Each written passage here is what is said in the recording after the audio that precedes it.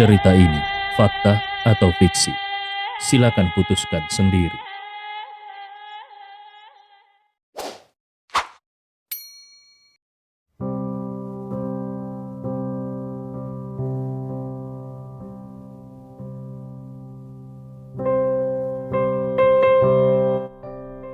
Bab 827. Tentu saja Leon tidak akan mati. Pada saat ini dia hanya merasa seolah-olah dia telah datang ke dunia yang gelap. Seluruh dunia gelap gulita. Tidak ada matahari, tidak ada bulan, dan tidak ada langit berbintang. Yang ada hanyalah keheningan yang mematikan. Leon tidak bisa melihat jari-jarinya, dan dia juga tidak bisa merasakan cahaya apapun. Dia tidak tahu kenapa dia berada dalam situasi ini, tetapi dia samar-samar bisa menebak bahwa dia mungkin akan segera menerobos. Ini bukan untuk menerobos dari alam bawaan kelima ke alam bawaan keenam, tetapi untuk menerobos dari alam bawaan keenam ke alam bawaan ketujuh. Seniman bela diri 7 alam bangkit dari kultivasi ki sejati biasa menjadi kultivasi kekuatan spiritual. Jadi secara alami mereka harus membuka 7 titik terlebih dahulu. Titik Ying adalah titik pertama. Tapi yang tidak bisa dia mengerti adalah kenapa kesadarannya ditarik ke dunia yang gelap ini. Mungkinkah dunia ini adalah titik Ying di tubuhnya? Pada saat ini dia merasakan badai yang besar mengalir ke dunia ini. Bahkan meskipun tidak ada tubuh fisik, dia masih bisa merasakan dengan jelas kalau badai ini adalah aura langit dan bumi yang agung. Saat badai ini masuk, dunia gelap tampaknya telah mengalami beberapa perubahan, dan suasana keheningan yang mematikan itu juga telah mengalami beberapa perubahan. Leon tidak tahu entah sudah berapa lama, sepertinya 10.000 tahun, dan di tengah dunia yang gelap ini, tiba-tiba ada secercah cahaya. Tetapi secercah cahaya itu terlalu jauh, sehingga tidak mungkin untuk melihat apa yang ada dengan jelas. Leon tidak tahu apakah itu memang karena secercah cahaya yang semakin terang, atau apakah karena objeknya yang berangsur-angsur semakin dekat. Tetapi akhirnya dia bisa melihat secercah cahaya dengan jelas. Itu adalah sebuah lampu perunggu, dan di tengah lampu itu ada api yang menyala, yang bisa padam kapan saja. Tapi sinar api kecil inilah yang menerangi seluruh dunia. Kemudian Leon melihat pemandangan lain yang mengejutkannya. Di depan lampu perunggu ini, seekor naga dengan panjang tubuh puluhan ribu kaki dan sisik biru tua di tubuhnya bergegas menuju lampu kuno perunggu seperti anak panah yang tajam. Mungkin karena kecepatannya yang terlalu cepat, akhirnya kumis naga itu tertiup ke belakang. Hanya saja waktu tampaknya membeku pada saat ini, dan naga itu mempertahankan posturnya yang bergegas menuju lampu kuno. Naga itu berdiri dalam diam, bahkan matanya tertutup pada saat ini. Tepat ketika Leon menatap naga itu sepertinya merasakan sesuatu, dan tiba-tiba membuka matanya. Seolah-olah 2 putaran matahari tiba-tiba menyala. Leon langsung diterangi oleh cahaya yang menyilaukan ini, sehingga dia secara naluriah menutup matanya. Tetapi kemudian, dia teringat kalau saat dia hanyalah tubuh yang tidak sadar. Ketika dia menutup matanya, seluruh kepalanya ditusuk dengan rasa sakit yang samar, dan ada informasi misterius mengalir ke kepalanya seperti air pasang. Dalam sekejap, Leon menemukan bahwa kesadarannya telah kembali ke tubuhnya, dan ada sesuatu yang lebih dalam di pikirannya. Itu adalah sebuah mantra keterampilan untuk bertarung. Pada saat ini Leon membuka matanya. Segera dia melihat Ni Hong bergegas ke arahnya. Ni Hong sudah membantingkan pukulan ke wajah Leon. dan sebuah pukulan mengerikan meledak di atas tinjunya. Kalau Leon sedikit terlambat, bahkan kalaupun itu hanya sepersekian detik, dia pasti akan hancur oleh tinju ini. Tapi Leon bangun pada waktu yang tepat. Tanpa terlalu banyak gangguan, Leon memikirkan mantra misterius yang mendominasi itu. Lalu tanpa ragu-ragu, dia hanya mengulurkan tangan kirinya secara langsung dan meraih pukulan Nihong. Nihong terkejut, seolah-olah dia tidak menyangka kalau Leon akan terbangun saat ini. Tanpa ragu sedikit pun, ki sejati di tubuhnya melonjak di sepanjang lengannya, dan kekuatan tinju di atas tinjunya itu benar-benar meledak pada saat ini. Dia yakin bahwa meskipun dia tidak bisa membunuh Leon dengan pukulan ini, tapi itu akan cukup untuk menyakitinya dengan parah.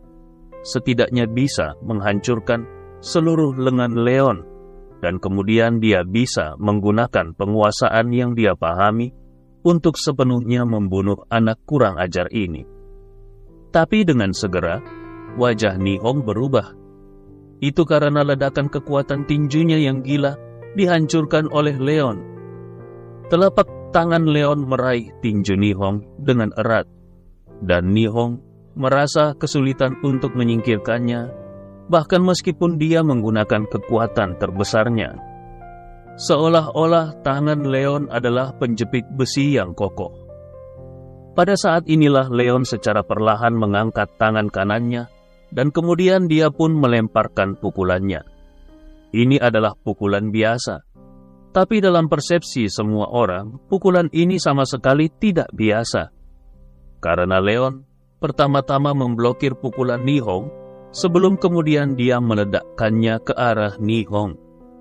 Namun nyatanya, pukulan yang kelihatannya mundur ini telah mengenai kepala Nihong sebelum tinju Nihong dicengkram oleh Leon. Ini juga yang menyebabkan kenapa kekuatan tinju eksplosif Nihong menghilang seketika. Dia merasa kalau Leon meraih dan menghancurkan kekuatan tinjunya dengan cara meraih lengannya dengan kekuatan besar.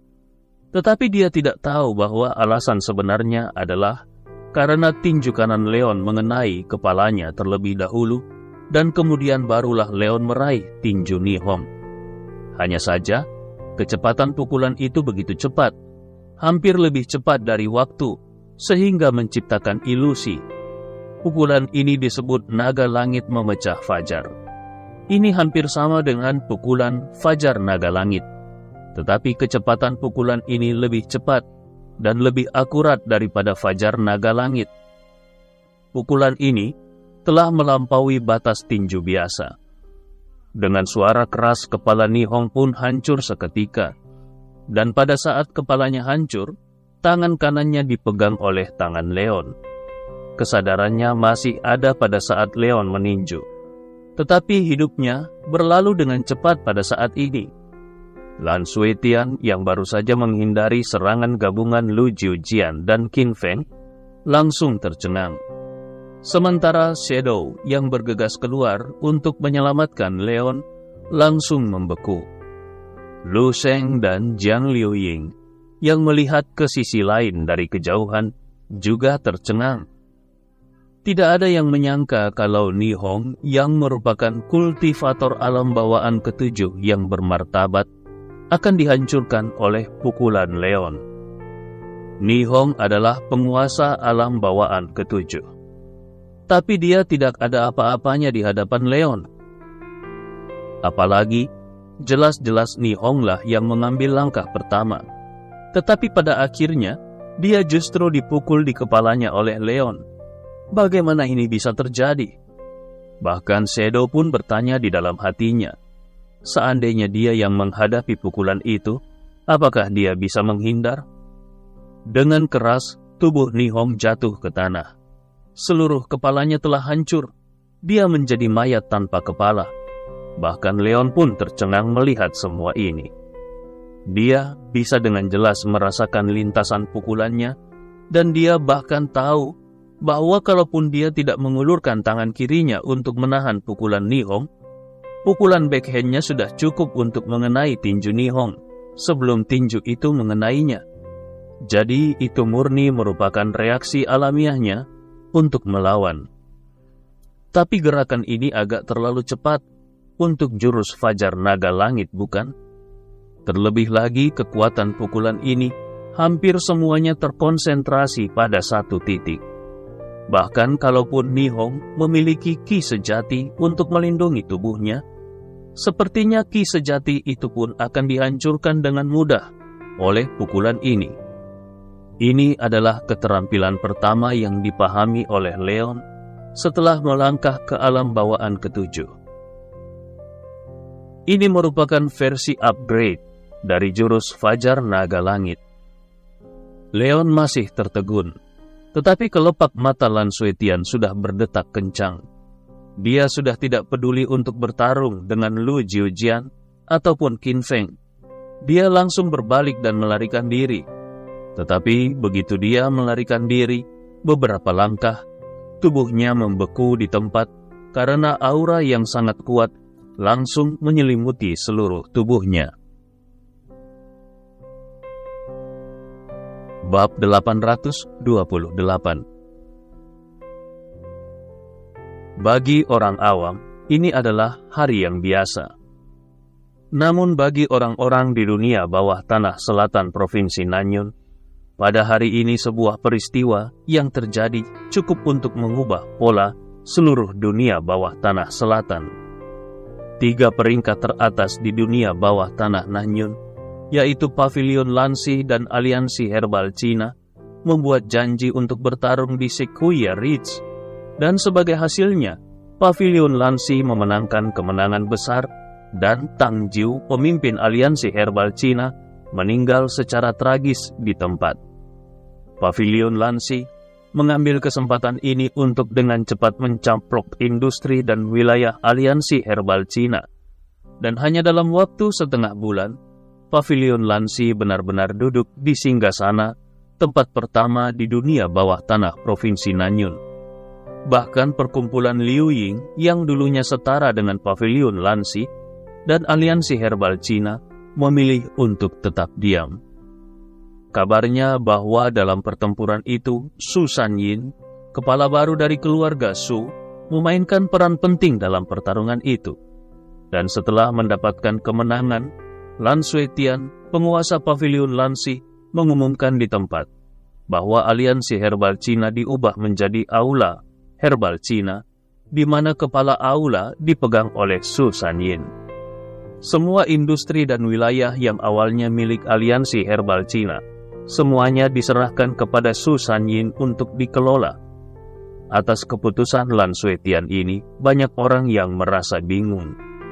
Tidak peduli seberapa besar kontribusi Su Sanyin, itu tidak sepadan dengan menyerahkan semua industri Aliansi Herbal Cina kepadanya, bukan? Dengan cara ini, artinya kekuatan yang dikendalikan oleh Su Sanyin tidak kurang dari Lan Suetian. Apakah Lan Suetian tidak takut Su Sanyin akan berubah pikiran? Atau apakah dia memiliki kepercayaan yang begitu besar kepada Su Sanyin? Orang yang tidak tahu kebenaran tidak akan pernah mengerti bahwa sebenarnya Lan Suetian tidak punya pilihan sama sekali. Ketika Nihong meninggal secara tragis, satu-satunya pikirannya adalah melarikan diri. Tetapi munculnya Shadow menghilangkan semua pikirannya. Dia tidak berpikir dia punya kesempatan untuk melarikan diri ketika menghadapi pria super kuat dari alam bawaan ke-8. Terutama ketika Jiang Liuying berjalan keluar dari hutan dan mengatakan yang sebenarnya. Lan Suetian memilih untuk menyerah dengan patuh. Leon tidak membunuh Lan Suetian. Padahal kalau dia benar-benar membunuh Lan Suetian, dengan kekuatan di tangannya, dia bisa membantu Su Sanyin duduk di posisi Master Pavilion Lansi. Tetapi bagaimanapun juga, itu akan memakan waktu, dan prosesnya pasti akan melibatkan banyak pembunuhan. Pada akhirnya, itu akan menghabiskan kekuatan Pavilion Lansi. Ini bukanlah hal yang ingin dilihat oleh Leon. Bisa mengambil alih Pavilion Lansi yang lengkap itu jauh lebih baik daripada mengambil alih pavilion Lansi yang compang-camping. Tentu saja Leon dan partainya tidak akan mempercayai Lan Suetian, dan Lan Suetian mendapatkan hasil yang sama dengan Jiang Liuying, yaitu mengambil racun yang diberikan oleh Shadow. Sejak saat itu, hidup Lan Suetian dan Jiang Liuying ada di tangan Leon. Dengan menguasai hidup kedua orang itu, Leon juga menguasai pavilion Lansi dan perkumpulan Liuying. Leon juga menjadi raja sejati dunia bawah tanah provinsi Nanyun.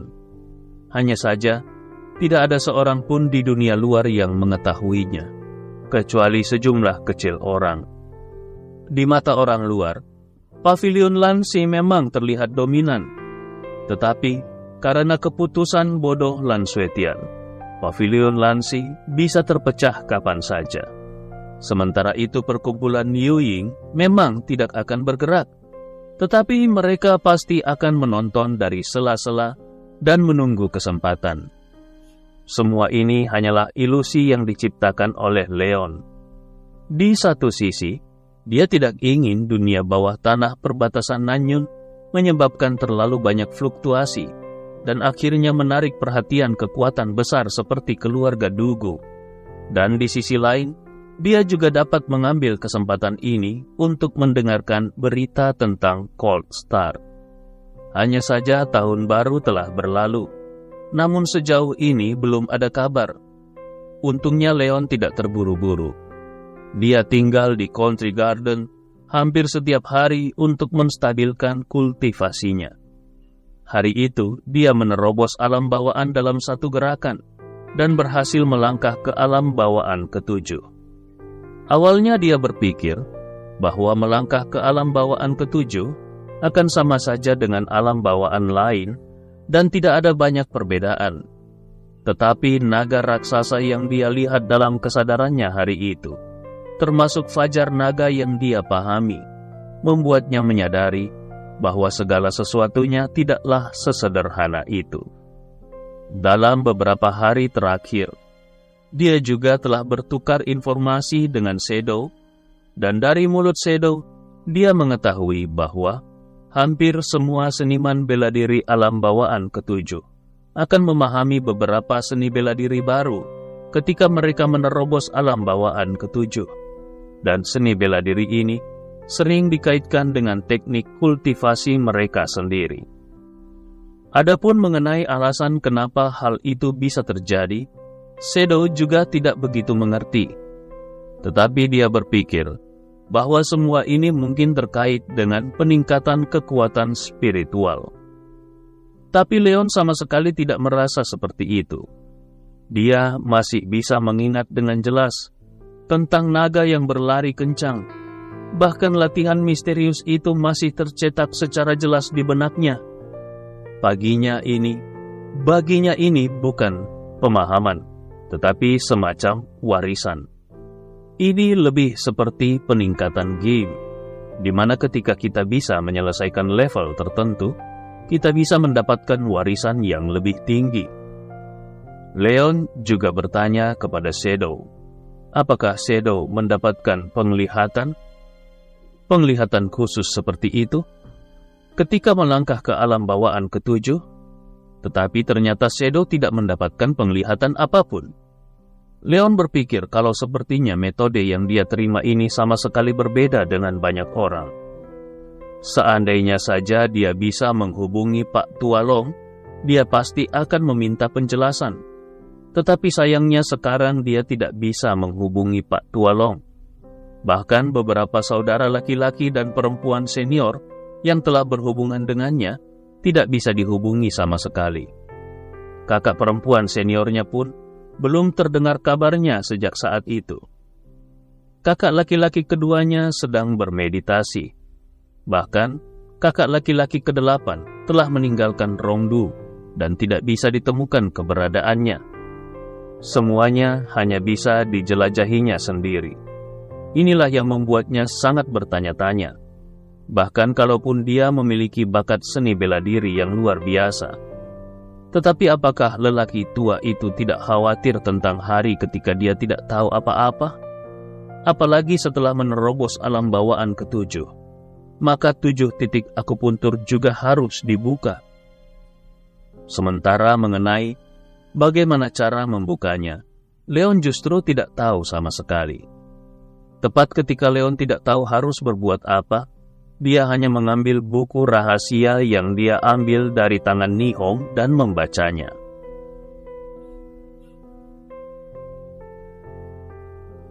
Tepat pada saat ini, di kaki Gunung Wuyun yang terletak di persimpangan Provinsi Sisu dan Provinsi Nanyun, sebuah Maybach hitam sedang mengemudi di jalan pegunungan. Pada malam harinya, mobil tersebut tiba di tengah gunung dan berhenti di tempat parkir di tengah gunung. Seorang pria parubaya berusia 40-an keluar dari mobil itu tanpa menunggu pengemudi membukakan pintu untuknya. Pria parubaya itu berkata kepada pengemudi, "Tunggu aku di sini." Dan tanpa menunggu pengemudi menjawab, dia sudah berbalik dan berjalan ke arah kiri. Sopir itu sedikit bingung dan tidak mengerti kenapa bos besarnya menyuruhnya mengemudi semalaman ke tempat kumuh seperti ini.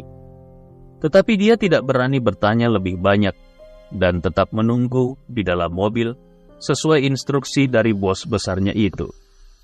Sementara bosnya, seorang pria berusia 40-an, berjalan masuk ke dalam hutan lebat. Ketika dia memastikan kalau sopirnya tidak bisa melihat sosoknya, pria parubaya itu tiba-tiba berakselerasi dan bergegas maju dengan kecepatan yang jauh melebihi orang biasa. Akhirnya dia tiba di belakang Gunung Wuyun dan jalan gunung yang terbuat dari batu biru muncul di bidang penglihatannya. Melihat jalan pegunungan yang lurus dan curam, pria itu menghela nafas berat dan tubuhnya berakselerasi lagi, lalu bergegas menuju puncak gunung. Setelah sekitar 10 menit kemudian, pria itu akhirnya menaiki tangga batu curam yang tidak bisa dinaiki orang biasa sama sekali, dan tiba di sebuah alun-alun dengan area yang tidak terlalu luas. Di depan alun-alun itu, berdiri sebuah bangunan kayu, dan di atas plakat bangunan kayu itu ada 3 kata yang terukir: Gedung Menara Yunjian.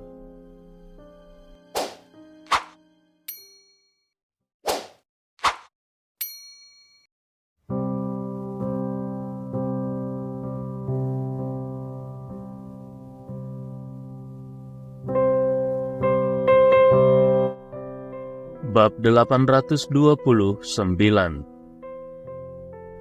Pria itu hanya melirik sekilas dan langsung merasakan aura pedang yang tangguh melesat keluar, lalu menusuk matanya dengan semburan rasa sakit.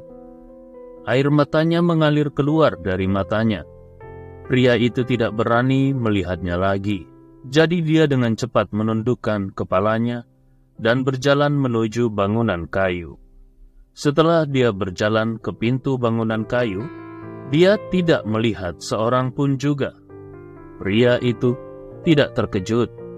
Dia hanya berlutut di depan gerbang dengan sikap hormat, lalu bersujud 3 kali ke arah bangunan kayu, dan kemudian berkata dengan hormat, "Junior Kujing ingin bertemu dengan Tuan Tanah." Namun tidak ada jawaban dari dalam gedung kayu. Pria yang menyebut dirinya Kujing tidak banyak bicara. Dia hanya menundukkan kepalanya dan berlutut di sana. Pada saat ini, langit yang sudah agak gelap tiba-tiba menjadi gelap, dan cuaca yang semula cerah tiba-tiba berubah menjadi sangat berangin. Di langit yang gelap, sepertinya ada pusaran ekstra, dan kekuatan agung langit dan bumi menyelimuti seluruh pegunungan. Kujing merasa seolah-olah sebuah gunung besar menekan kepalanya dan langsung menekan tubuhnya ke tanah. Napasnya bahkan menjadi jauh lebih pendek. Tepat ketika Kujing hampir mati lemas, Tiba-tiba petir melintas di langit, dan tekanan yang menghancurkan itu juga tiba-tiba mengendur. Ku Jing merasa ketakutan di dalam hatinya. Tetapi dia masih tidak berani bergerak sedikit pun. Dia hanya berjuang untuk tetap terjaga dan terus berlutut di tanah. Pada saat ini pintu bangunan kayu terbuka, dan seorang lelaki tua yang tampak biasa dan bongkok muncul di pintu. Melihat Ku Jing yang ada di luar pintu, alis lelaki tua itu berkerut, tetapi dia tetap berbisik, "Ikutlah denganku." Ku Jing buru-buru bangkit dan mengikuti lelaki tua itu ke dalam bangunan kayu. Tetapi mereka tidak naik ke atas, melainkan langsung melewati bangunan kayu, lalu datang ke sebuah gua, dan setelah melewati gua ini, akhirnya mereka sampai di puncak gunung Wuyun. Di puncak gunung, terlihat awan gelap yang tebal, seolah-olah hujan lebat akan turun. Namun, hujan lebat itu sepertinya ditekan oleh sesuatu dan tidak bisa turun sama sekali. Di puncak gunung ada ratusan orang yang berdiri, dan masing-masing orang-orang ini membawa pedang panjang di punggungnya. Mereka berdiri di puncak gunung sambil menatap ke langit. Tepat pada saat ini, sebuah pedang Qi keluar dari dasar puncak gunung, seperti air terjun yang naik melawan arus, lalu mengalir deras ke langit. Pedang Qi tersebut langsung tenggelam ke dalam awan tebal, dan awan gelap tebal benar-benar dihancurkan oleh pedang Qi itu, sehingga awan gelap itu tersebar dan tidak ada setetes pun hujan yang turun. Seluruh langit telah kembali cerah dan menampakkan bulan sabit yang bengkok serta langit berbintang yang cerah. Seluruh tubuh Ku Jing terguncang, dan orang-orang di sekitarnya, termasuk lelaki tua yang membawanya masuk, berlutut satu demi satu. Ku Jing tidak berani memikirkannya dan dengan cepat ikut berlutut. Tetapi pada saat berlutut, dia samar-samar melihat sosok yang tampak melayang turun dari langit dan mendarat di puncak gunung, seperti dewa yang turun dari atas. Tiba-tiba terdengar suara ucapan selamat yang menderu dari semua orang. "Selamat kepada Tuan Master." Baru saat itulah Ku Jing menyadari bahwa pemilik menara Yunjian tampaknya telah menembus alam tertentu. Dia teringat kalau pemilik menara Yunjian telah melangkah ke alam bawaan ke-9, dan sekarang dia telah menembus satu alam lagi. Mungkinkah pemilik menara Yunjian telah melangkah ke alam Grandmaster yang luar biasa itu? Memikirkan hal ini, hati Ku Jing sangat gembira. Tetapi kepalanya menunduk lebih rendah lagi. Sosok yang mendarat di puncak gunung itu tidak lain adalah Yun Fei Yang, pemilik menara Yunjian. Pada saat ini dia mengenakan jubah putih, dan rambut hitamnya juga menari-nari tertiup angin. Dia terlihat seperti makhluk abadi. Dia tidak mengatakan apa-apa, dan hanya melambaikan tangannya dengan perlahan. Lalu semua orang yang berlutut di tanah segera bangkit dan mundur dengan patuh. Saat ini Ku Jing sedikit ragu, apakah dia harus mundur juga? Tetapi dia datang ke sini karena memiliki sesuatu yang penting untuk dilaporkan. Tepat ketika Ku Jing ragu-ragu, suara lelaki tua itu terdengar di telinganya. "Kau tunggu saja di sini." Ku Jing menghela nafas lega. Dia menunggu sambil tetap menundukkan kepalanya. Setelah semua orang di puncak gunung bubar, lelaki tua itu datang ke sisi Yun Fei Yang dan menceritakan semua yang telah terjadi sejak Yun Fei Yang bermeditasi. Ketika dia mengetahui bahwa putranya, yaitu Yun Di, telah tewas di Sudu, Yun Fei yang telah menutup matanya rapat-rapat dan masih mengalami ranah Grandmaster, tiba-tiba membuka matanya. Tatapan matanya sangat tegas dan tajam. Tatapannya jatuh pada orang tua itu. Hati lelaki tua itu bergetar. Selama ini Yundi selalu melakukan banyak hal sendirian. Di seluruh menara Yunjian, hanya Yun Fei Yang yang bisa mengendalikannya. Setelah Yun Fei Yang mundur untuk bermeditasi, bahkan komandan kedua menara Yunjian pun sama sekali tidak bisa mengendalikan Yundi. Itu jugalah yang menyebabkan mereka terlambat mengetahui kematian Yundi. Yang paling dikhawatirkan oleh lelaki tua itu adalah Yun Fei Yang akan langsung menghukumnya begitu dia muncul. Namun, Yun Fei Yang dengan cepat menarik gumpalan ki jahat di tubuhnya dan tidak mengatakan apa-apa. Dia hanya menatap Ku Jing. Tubuh Ku Jing bergetar dan dia hampir terjatuh. Tetapi pada akhirnya dia merasakan tekanan mengendur dan suara lembut pun terdengar kembali. Kemarilah. Ku Jing tidak berani menunda-nunda. Dia buru-buru berjalan dan berlutut di depan Yun Fei Yang sambil berkata, "Keponakan datang untuk memberi hormat kepada paman." Di dunia ini tidak banyak orang yang tahu kalau istri Yun Fei Yang menjadi pendukung terbesar di belakang aliansi herbal Cina adalah wanita dari keluargaku. Dan sangat sedikit orang yang tahu bahwa keluargaku dan aliansi herbal Cina bisa menjadi terkenal karena selalu ada bayangan menara Yunjian di belakangnya.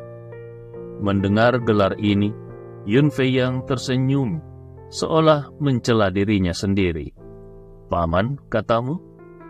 Dan lelaki tua di samping yang jelas tahu kenyataan yang sebenarnya menundukkan kepalanya lebih rendah lagi. Semua orang tahu kalau Yun Fei Yang hanya memiliki satu putra yang bernama Yundi. Tetapi lelaki tua itu tahu kalau Yundi bukanlah satu-satunya putra Yun Fei Yang. Sebelum Yundi, Yun Fei Yang sudah memiliki seorang anak. Ketika Yun Fei Yang masih remaja, dia sudah memiliki anak pertama, dan anak itu lahir dari hubungannya dengan saudara perempuannya sendiri. Kalau berita ini menyebar, menara Yunjian pasti akan menjadi bahan tertawaan terbesar di dunia. Hanya ada 3 orang di dunia ini yang mengetahui kebenaran ini, yaitu lelaki tua itu, Yun Fei Yang, dan saudara perempuan Yun Fei Yang. Bahkan ayah Ku Jing sendiri, yaitu Ku Donglai, tidak tahu kalau Ku Jing adalah putra Yun Fei Yang. Dia hanya berpikir kalau Ku Jing adalah hasil dari saudara perempuan Yun Fei Yang yang bermain-main dengan pria liar lainnya. Pada saat itu, lelaki tua inilah yang menggunakan pedangnya untuk memaksa Ku Dong menikahi saudara perempuan Yun Fei Yang. Di hadapan seorang tuan yang kuat, mana mungkin Ku Donglai berani melawan? Terlepas dari apakah dia mau atau tidak, yang jelas pada saat itu dia harus menikahi saudara perempuan Yun Fei Yang. Bahkan pada akhirnya, karena perjodohan saudara perempuan Yun Fei Yang, dia pun harus menikahkan saudara perempuan tersayangnya dengan Yun Fei Yang. Ku Donglai merasa bahwa ini adalah perintah dari menara Yunjian untuk mengendalikan dirinya dengan lebih baik. Ini juga yang menjadi alasan kenapa Ku Donglai selalu tidak menyukai Ku Jing dan bahkan sangat membenci Ku Jing dan ibunya. Kalau bukan karena fakta bahwa dia tidak akan pernah bisa melawan menara Yunjian, dia pasti sudah sejak lama mencoba segala cara untuk membunuh putranya ini. Dan alasan kenapa Ku Donglai lebih suka menyerahkan seluruh aliansi herbal Cina dan membalaskan dendam Bai Shao dan Huang Ju adalah karena dia tahu di dalam hatinya bahwa tidak peduli seberapa kuat aliansi herbal Cina, tetap saja itu tidak ada hubungannya dengan dia. Pada akhirnya, semua manfaat akan diberikan kepada Menara Yunjian, dan Menara Yunjian tidak perlu membayar apapun. Tapi, Bai Shao yang meninggal di tangan Leon adalah putra satu-satunya Ku Donglai di dunia ini. Bab 830. Sebelumnya Ku Donglai bersedia bertahan dan menanggung segalanya. Bahkan diam-diam melakukan beberapa hal yang tidak nyaman bagi Menara Yunjian, hanya untuk mengumpulkan sedikit lebih banyak sumber daya untuk putranya. Dia berharap suatu hari nanti putranya bisa menjadi Tuan Master dan sepenuhnya menyingkirkan kendali Menara Yunjian. Hanya pada saat itulah dia akan mengatakan yang sebenarnya kepada putranya.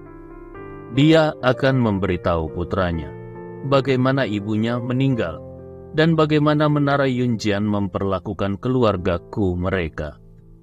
Di permukaan, dia bahkan membuat kesan kalau dia sangat menghargai cucu paling berharga Menara Yunjian untuk menyembunyikan identitas putranya. Sangat disayangkan bahwa putra satu-satunya Bai Shao juga tewas di tangan Leon. Dan ketika Ku Donglai mengetahui semua ini, dia langsung berkecil hati. Hanya ada satu pikiran tersisa di benaknya, yaitu untuk membalaskan dendam putranya. Untuk alasan ini, dia bisa menyerahkan seluruh aliansi herbal Cina. Hanya saja dunia ini tidak bisa diprediksi, dan dia bahkan mati di tangan Lu Jiujian. Bahkan Ni Hong, orang satu-satunya yang dia ceritakan mengenai rahasianya sebelum dia meninggal, juga mati bersamanya. Lelaki tua tadi tidak tahu tentang rencana Ku Donglai. Jadi dia hanya menghela nafas karena teringat bahwa pria bermarga Ku di depannya ini adalah satu-satunya garis keturunan tuannya di dunia ini. Hanya saja melihat kultivasi Ku Jing yang nyaris tidak melangkah ke alam bawaan, lelaki tua itu menghela nafas dalam diam.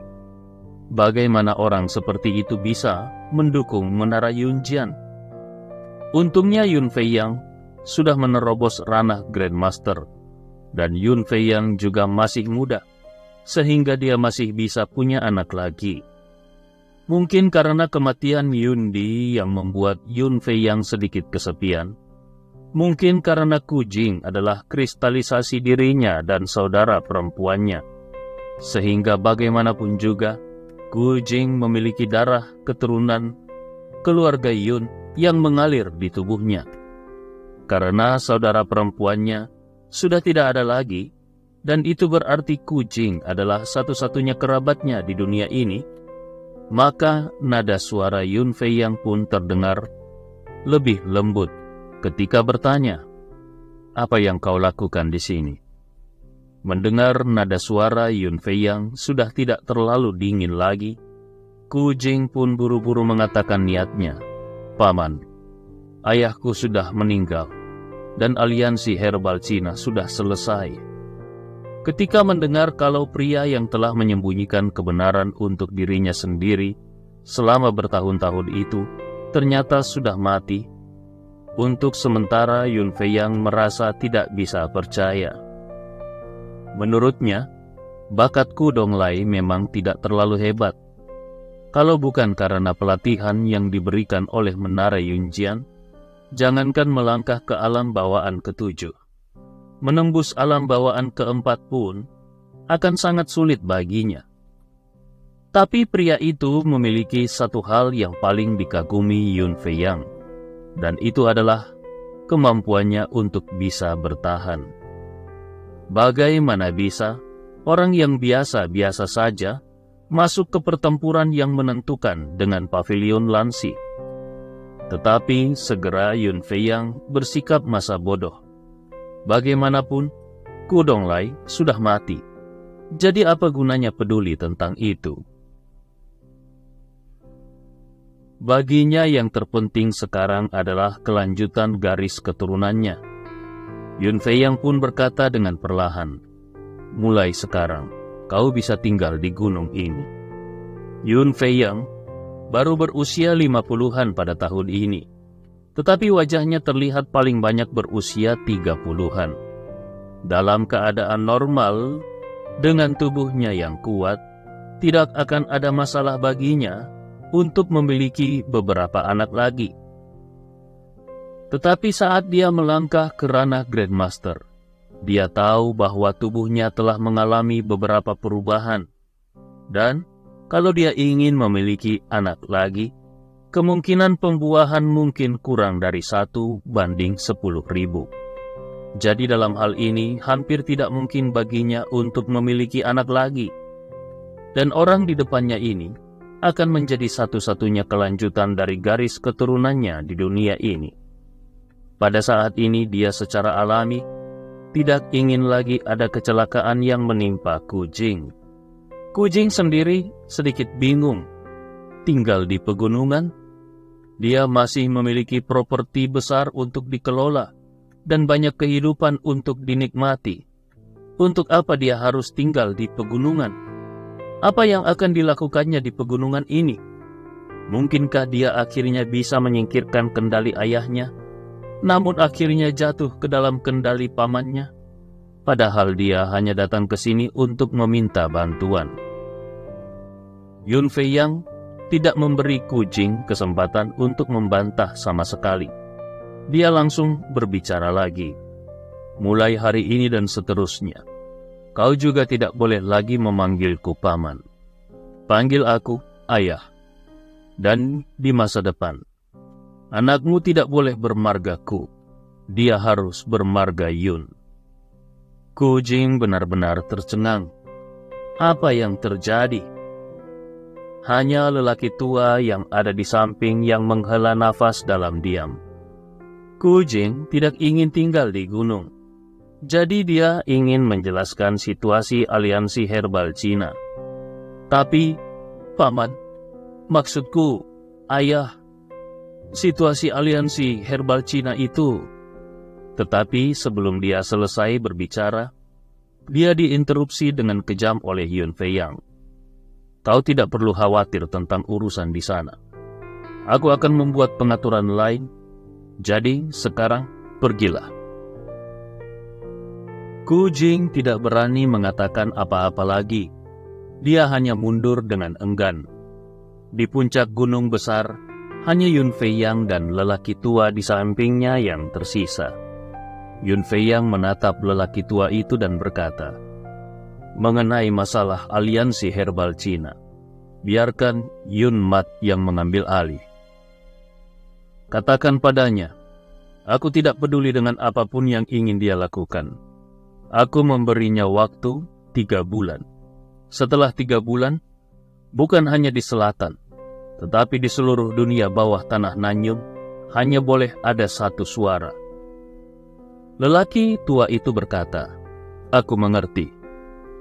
Yun Fei Yang melihat ke kejauhan dan berkata, selain itu, beritahu pavilion pedang Susan bahwa aku akan mendaki Gunung Su dalam waktu 1/2 bulan. Lelaki tua itu berseru terkejut. 1/2 bulan? Bukankah itu akan sedikit terlalu terburu-buru? Tentu saja dia mengerti untuk apa Yun Fei Yang ingin mendaki Gunung Su, yaitu untuk menantang Xuan Yuan, master nomor 1 di Suzhou, untuk menjadi tak terkalahkan. Xuan Yuan adalah salah satu dari 4 Grandmaster hebat yang telah melangkah ke ranah Grandmaster selama bertahun-tahun. Sementara Yun Fei Yang baru saja melangkah ke ranah Grandmaster. Kalau dia ingin menantang orang terkuat itu, tentu saja peluangnya untuk menang tidak besar. Yun Fei Yang berkata dengan ringan, ini adalah waktu yang tepat. Lelaki tua itu menghela nafas. Dia mengerti kalau tuannya sudah membuat keputusan. Lelaki tua itu memikirkan kematian Yun Di, dan Yun Fei Yang masih belum memberikan 1 instruksi pun. Jadi dia pun bertanya, lalu bagaimana dengan balas dendam untuk Tuan Muda? Yun Fei Yang menjawab dengan dingin, saat aku turun dari Gunung Su, aku akan membuat rencana. Bagaimanapun, Yundi adalah putra kesayangannya, dan Yundi juga pewaris tahta yang telah dia kembangkan, tetapi sekarang Yundi sudah terbunuh. Kalau Menara Yunjian tidak bisa mengetahui penyebab kematian Yundi, bukan berarti kekuatan lain tidak bisa mengetahuinya. Tidak ada tembok kedap air di dunia ini. Setidaknya dia percaya kalau Menara Yanyu yang juga merupakan salah satu dari 3 lantai, pasti memiliki beberapa petunjuk. Selama dia kembali dari pavilion Susan dan menemui Menara Yanyu, dia percaya kalau Menara Yanyu tidak akan berani menyembunyikan apapun di hadapan tuannya sendiri. Hati lelaki tua itu sedikit tergerak, dan dia samar-samar bisa menebak rencana pemiliknya. Jadi dia tidak mengatakan apa-apa lagi. Ini mungkin kesempatan untuk kebangkitan Menara Yunjian. Berita tentang Yun Feiyang, pemilik Menara Yunjian, yang sudah melangkah ke ranah Grandmaster, sudah menyebar dengan cepat dan menjadi sensasi di seluruh seni bela diri Suzhou. Apalagi Yun Feiyang mengancam akan mendaki pavilion pedang Susan dalam waktu setengah bulan dan menantang Grandmaster Agung Xuan Yuan yang tak terkalahkan. Berita seperti itu langsung menumpuk prestise Menara Yunjian secara ekstrim. Ini juga secara langsung mengalahkan semua kekuatan besar lainnya dan secara samar-samar menjadi kekuatan seni bela diri terbesar di Suzhou dan di bawah pavilion pedang Susan. Mereka yang memiliki dendam pribadi terhadap Menara Yunjian langsung menjadi panik. Hanya musuh terbesar Yun Feiyang, yaitu Leon, yang tetap memiliki wajah tenang setelah mengetahui berita itu. Menurutnya, kalau Menara Yunjian tahu bahwa Yundi tewas di tangannya sendiri, dia tidak perlu menunggu Yun Feiyang untuk keluar, karena Yun Feiyang pasti akan mengirim seseorang untuk berurusan dengannya sejak lama. Ini sudah begitu lama, namun Leon tidak melihat reaksi apapun dari Menara Yunjian. Kalau begitu, sepertinya Yun Feiyang masih tidak tahu bahwa Yundi tewas di tangannya. Saat ini apa yang harus dia khawatirkan? Pada saat ini tangan Leon masih memegang buku rahasia yang dia dapatkan dari Nihong. Namun Leon merasa sedikit terkejut. Buku rahasia yang dilemparkan Ku Donglai ke Nihong sebagai chip perdagangan ini ternyata adalah buku rahasia unik milik Menara Yunjian.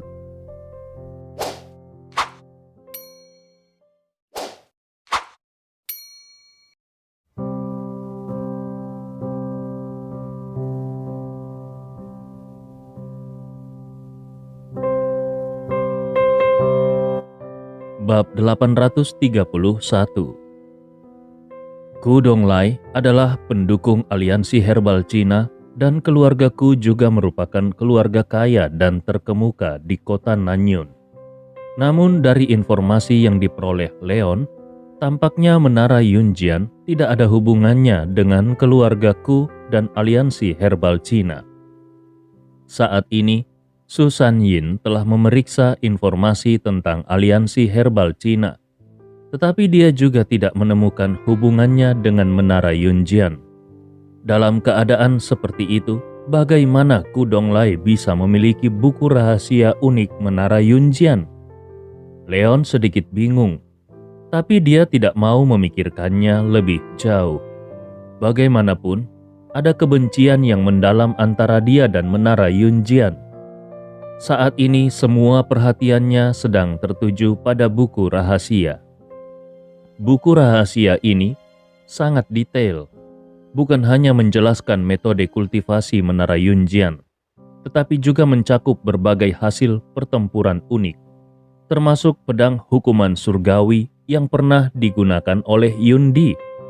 Sambil membacanya, Leon membandingkan jurus pedang yang telah dia pelajari dan akhirnya menemukan bahwa jurus pedang yang diajarkan kepadanya oleh Pak Tualong jauh lebih halus daripada apa yang disebut jurus pedang unik di Menara Yunjian. Ini sekali lagi membuatnya curiga pada Pak Tualong. Ketika dia mempelajari sendiri jurus pedang ini, Pak Tualong sangat ceroboh. Dia selalu berpikir bahwa itu hanyalah jurus pedang biasa yang sangat biasa. Tapi, sekarang sepertinya sangat jelas kalau itu adalah teknik pedang yang sangat mendalam.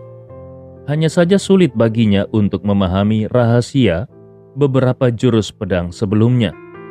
Namun sekarang dia memiliki teknik pedang yang sedikit lebih dangkal sebagai referensi. Jadi dia pun memiliki pemahaman yang lebih dalam tentang teknik dasar jurus pedang yang dia pelajari sebelumnya. Pemahamannya tentang jalan pedang juga telah mencapai tingkat yang lebih tinggi. Setelah menguasai semua jurus pedang ini, Leon terkejut saat mengetahui bahwa dia benar-benar bisa merasakan titik akupuntur kedua, yaitu titik akupuntur Jing. Tanpa ragu-ragu, Leon segera mengerahkan energi spiritual langit dan bumi untuk mencoba membuka celah tersebut. Hanya saja untuk kali ini, sebelum energi spiritual langit dan bumi memasuki tubuhnya, titik akupuntur kedua sudah terbuka sepenuhnya, dan kesadaran Leon terseret ke dunia gelap seperti sebelumnya. Di dunia gelap ini, juga Leon menemukan terdapat lampu perunggu kuno yang menyala, dan juga terdapat seekor naga raksasa yang bersembunyi di dalamnya. Satu-satunya perbedaan dengan naga sebelumnya adalah sisik naga ini semuanya berdiri tegak. Ini jelas merupakan naga terbalik, dan naga terbalik ini tidak bergegas menuju lentera kuno seperti naga raksasa sebelumnya, tetapi melayang di sekitar lentera kuno. Di bawahnya, cakar naga terentang ke atas, meraih lentera kuno dengan satu cakar, seolah-olah akan menghancurkan lentera kuno bersama dengan dunia. Sebuah pesan misterius langsung meresap ke dalam kesadaran Leon. Leon gemetar, tapi kesadarannya tidak kembali ke tubuhnya. Dia malah ditarik ke ruang lain. Seperti ruang sebelumnya, di ruang ini juga terdapat lampu perunggu kuno yang menyala dan juga terdapat naga raksasa. Namun naga ini melingkar di tanah dan terlihat seperti gunung besar. Tapi kepala naga tersebut terangkat tinggi. Sepertinya naga tersebut begitu ingin terbang ke angkasa. Dan lampu kuno itu digantung di antara mulut besar naga itu. Nyala api berkedip-kedip dan informasi lain mengalir ke dalam kesadaran Leon. Seluruh tubuh Leon terguncang. Sebagian nalarnya tidak mengerti maksud dari semua ini. Kemudian dia ditarik ke ruang keempat. Dunia di ruang keempat ini juga gelap. Namun di dunia yang gelap ini ada bulan sabit, dan di sudut bawah bulan sabit terdapat lampu perunggu kuno. Di bawah lampu perunggu kuno ada 9 naga raksasa yang sedang menggenggam bulan sabit. Leon segera memahami sesuatu. Segera setelah itu, kesadarannya telah mencapai ruang kelima. Pada saat pertama, Leon sangat terkejut dengan pemandangan di depannya. Di dunia gelap itu, sebuah lampu perunggu kuno tergantung tinggi di langit.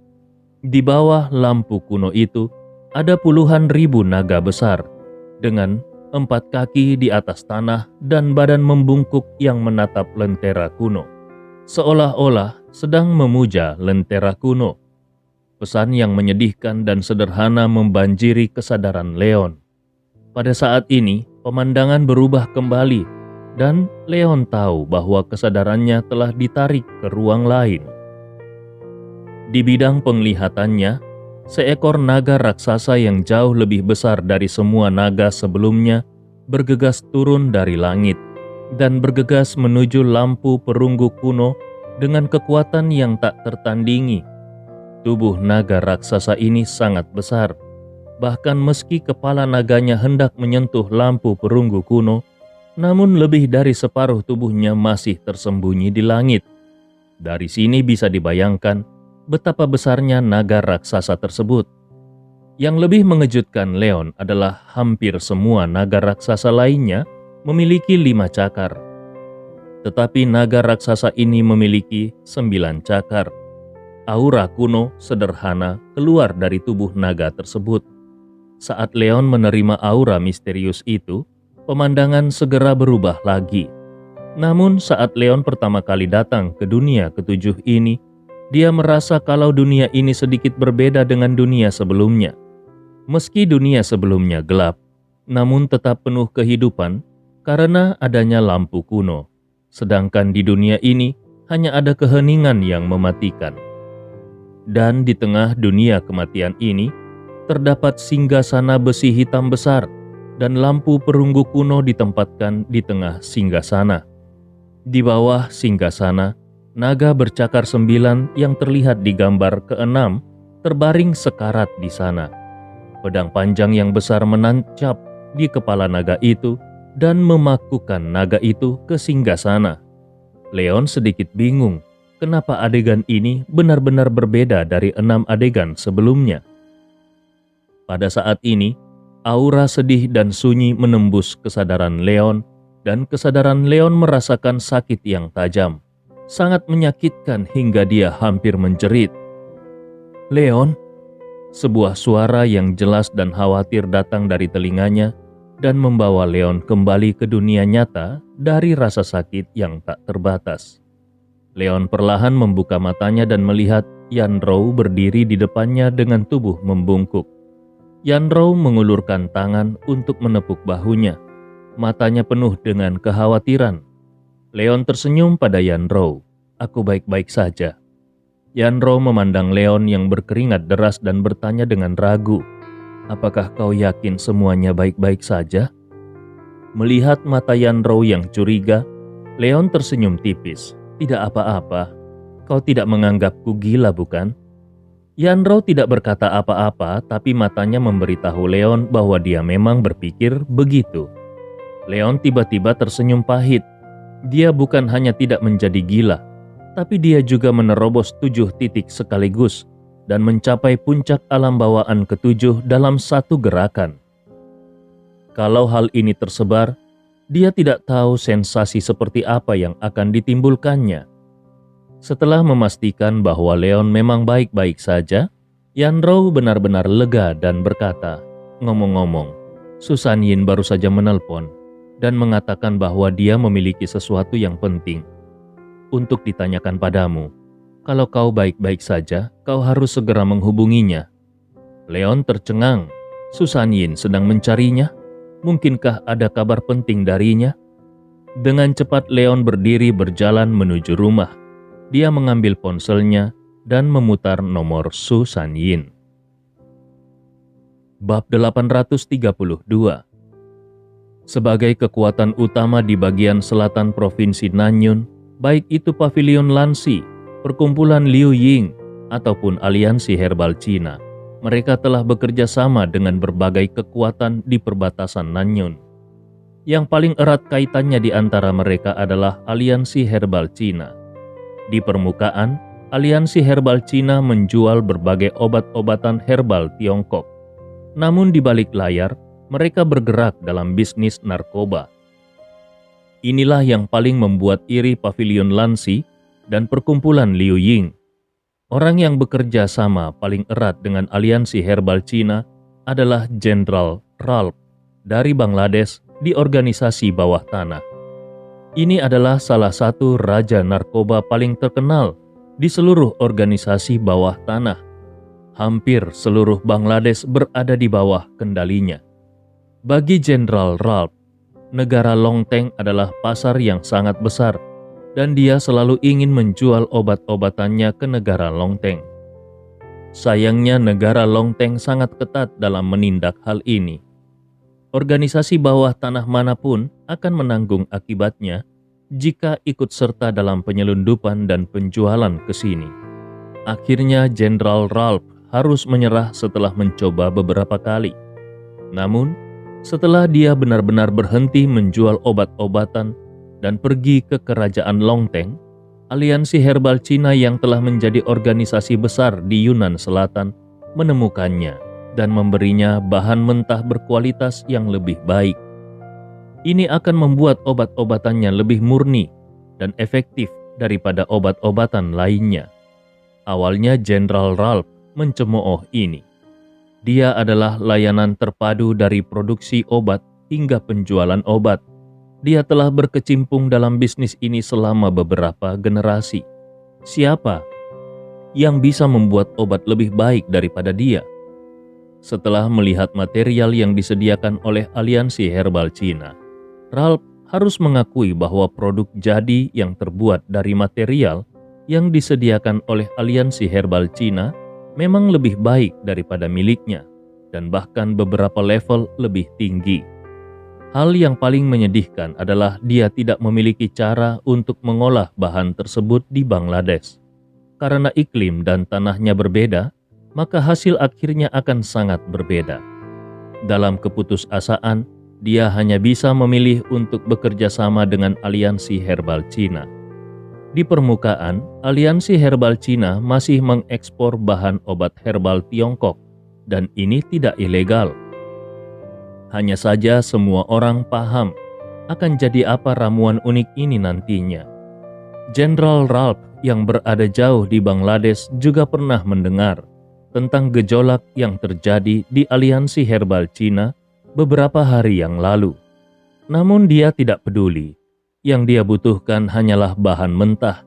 Sedangkan siapa yang menyediakan bahan baku tersebut tidak ada hubungannya dengan dia. Jadi, ketika dia mengetahui bahwa kekacauan di dalam aliansi herbal Cina telah berakhir, dia segera mengirim orang ke Longteng untuk mencoba membeli kembali beberapa bahan mentah. Su Sanyin menerima instruksi Leon dan telah memperhatikan berita tentang aliansi selatan. Ketika dia mendapat berita itu, dia segera memberitahu Leon. Setelah mendengarkan cerita Su Sanyin, Leon langsung berkata, "Berusahalah untuk mendekatinya." Dia tidak akan pernah lupa bahwa Jenderal Ralph lah yang membantu mewujudkan kerjasama antara Asosiasi Dewa Perang dan Cold Star. Kalau Leon ingin menemukan petunjuk tentang Cold Star, keberadaan Jenderal Ralph sangat penting. Sementara itu, hari ini adalah hari ketika Yun Feiyang, penguasa Menara Yunjian, mendaki Gunung Susan untuk menantang Xuan Yuan, penguasa Paviliun Pedang Susan. Seluruh dunia seni bela diri Suzhou terkejut. Semua jagoan besar yang memenuhi syarat untuk mendaki Gunung Susan datang ke Paviliun Pedang Susan lebih awal karena ingin melihat pertarungan hebat ini. Tentu saja tidak ada yang berpikir kalau Master Paviliun Pedang Susan akan kalah. Bagaimanapun, Xuan Yuan telah berada di ranah Grandmaster selama bertahun-tahun dan merupakan salah satu dari 4 master besar di negara ini. Yun Feiyang baru saja melangkah ke dalam ranah Grandmaster. Jadi, bagaimana dia bisa menjadi lawan Xuan Yuan? Mereka hanya ingin tahu berapa banyak gerakan yang akan dilakukan Yun Feiyang saat menghadapi Xuan Yuan setelah memasuki ranah master. Duel antara 2 master besar juga akan memberikan lebih banyak wawasan kepada para petarung ini. Namun yang tidak disangka siapapun adalah bahwa Yun Feiyang justru bertarung dengan Xuan Yuan selama 3 hari 3 malam. Dan akhirnya kalah dalam satu gerakan. Meskipun kalah dari Xuan Yuan, namun akhir cerita seperti itu di luar imajinasi semua orang. Tidak ada yang menyangka kalau Yun Feiyang sudah menjadi begitu kuat, sehingga dia bisa melawan Xuan Yuan begitu lama. Mungkinkah dia sudah memiliki kekuatan untuk menjadi Grandmaster kelima? Tiba-tiba organisasi-organisasi yang memiliki kesenjangan dengan Menara Yunjian datang untuk meminta maaf satu demi satu. Gengsi Menara Yunjian sekali lagi mencapai puncaknya. menjadi kekuatan terkuat kedua di 3 provinsi Suzhou setelah Paviliun Pedang Susan, dan terus mengendalikan situasi. Menara Salju dan Menara Yanyu akhirnya ditekan dan turun peringkat. Yang tidak diketahui siapapun adalah setelah Yun Fei yang pergi, seorang wanita cantik dengan pakaian brokat mendatangi Xuan Yuan. Melihat pria berambut perak dengan kulit kemerahan di depannya, wanita itu membungkuk dalam-dalam dan berkata, "Terima kasih, Guru." Xuan Yuan mengangguk, lalu diam-diam dia berbalik dan pergi. Wanita itu ditinggalkan sendirian di lokasi pertarungan. 3 hari kemudian, energi pedang yang dahsyat naik ke langit. Auranya memenuhi seluruh paviliun pedang Susan. Para murid paviliun segera mengetahui bahwa ada master lain di paviliun pedang Susan. Kegembiraan mereka juga berkurang banyak ketika mereka berpikir bahwa pemilik menara Yunjian, yang tidak pernah dianggap serius oleh mereka, sebenarnya telah bertarung dengan master paviliunnya sendiri selama 3 hari 3 malam, dan kekuatannya sangat dekat dengan kekuatan mereka. Banyak orang bahkan berpikir, apakah master paviliun pedang Susan benar-benar sudah tua, sehingga dipaksa sampai ke titik ini oleh Grandmaster yang baru saja menerobos. Bahkan murid-murid paviliun pedang Susan tidak akan mengerti bahwa alasan kenapa Xuan Yuan bertarung dengan Yun Fei Yang selama 3 hari 3 malam hanyalah untuk mencari kesempatan untuk memberikan lebih banyak kesempatan kepada murid-muridnya untuk mengamati. Sebenarnya dengan kekuatannya saat ini, kalau dia harus berhadapan dengan seorang Grandmaster yang baru saja menerobos seperti Yun Fei Yang, dia mungkin hanya membutuhkan 1 serangan pedang untuk menjatuhkannya. Leon masih tidak tahu apa yang terjadi di Susan, dan dia juga tidak tahu masalah apa yang akan menimpanya karena penahanan yang disengaja oleh Xuan Yuan. Saat ini, dia dan Su Sanyin sudah terbang ke bandara ibu kota di Bangladesh.